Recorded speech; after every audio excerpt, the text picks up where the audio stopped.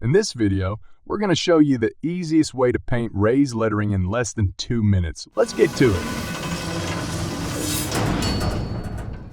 The first step is to make sure the surface you want to paint is clean. You can't paint over dirt or grease. We did that in a separate video on how to detail your engine bay, so make sure to check it out as well. And once it's cleaned, you need to degrease it to make sure the paint sticks properly.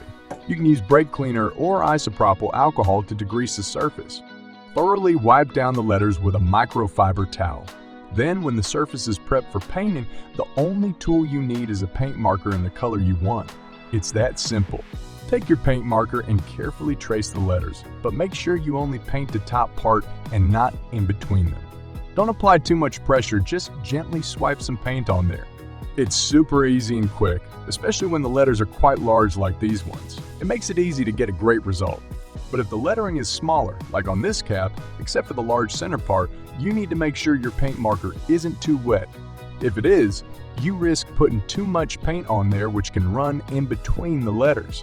What you can do to reduce this risk is wipe off any excess paint on a piece of paper and you're good to go.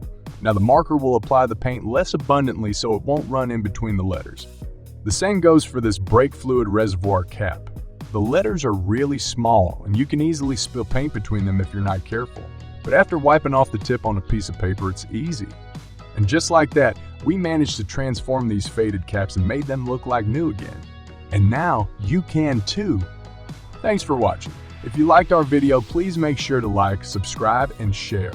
It helps out the channel a lot.